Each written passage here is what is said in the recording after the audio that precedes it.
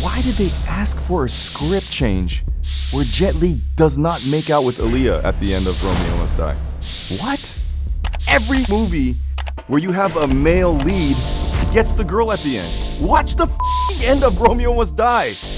You got Jet Li with his hat like a little kid, and they changed the script so that he just dances with her. And people know Asians can't dance. It's the most pathetic. Why didn't Jet Li get to kiss the girl? Nobody wants to see that. The first sex symbol in Hollywood was Japanese.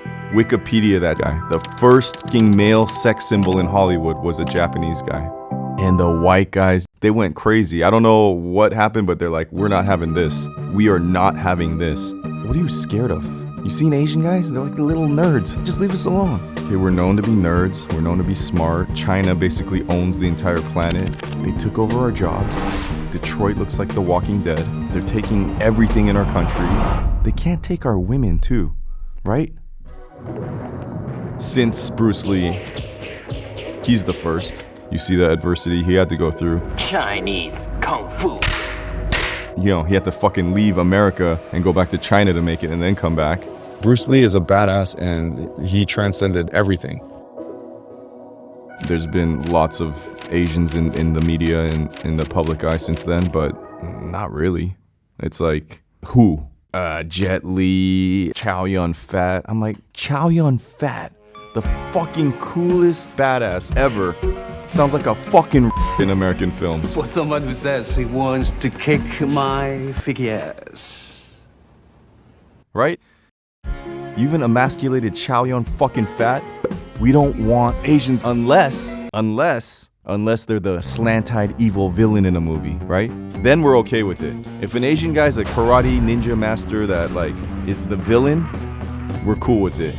You know, Jim Lee. Jim Lee is the #1 American comic book artist ever. X-Men #1, highest selling comic book of all time. He's my hero. I'm Korean, he's Korean. It's like giving me hope.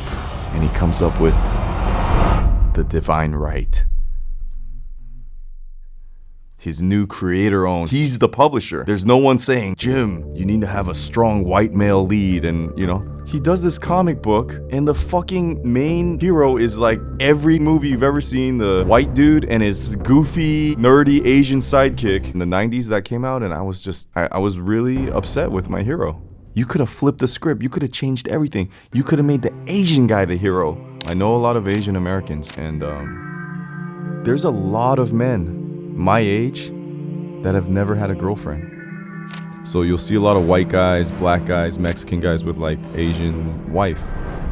But then I'm like, who's marrying the Asian guys? And the answer is nobody. Nobody. So there's a lot of Asian dudes getting really good at video games or whatever the fuck they do. It's like, it feels really like you're not welcome here. It's like you're a permanent foreigner.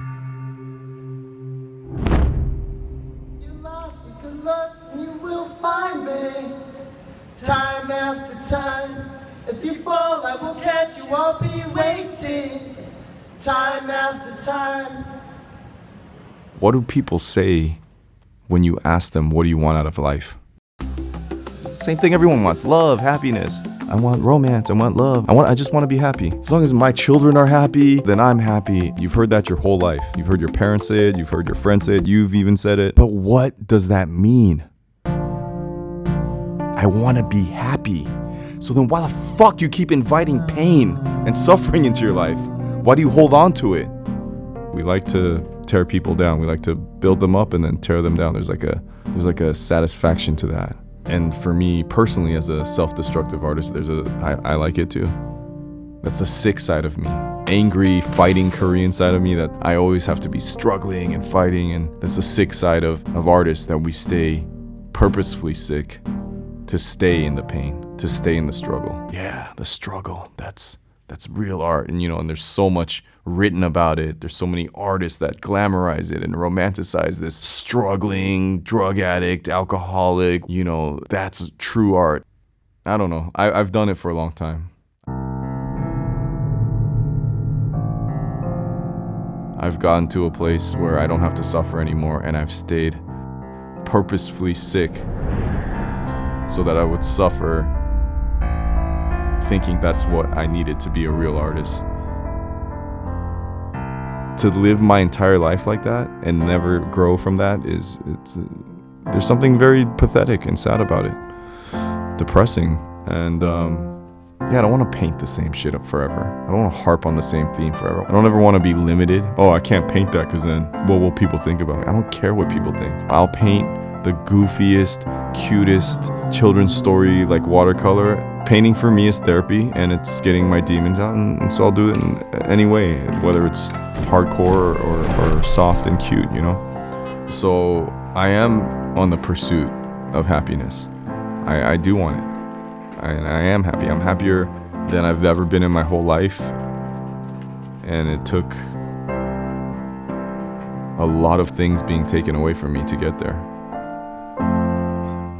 Beautiful, beautiful pink cloud moment. I love little pink clouds. I'm wearing pink today too. I like these little coincident geese. Coinky dinkies. Coinky dinkies. Coinky. High five the tree.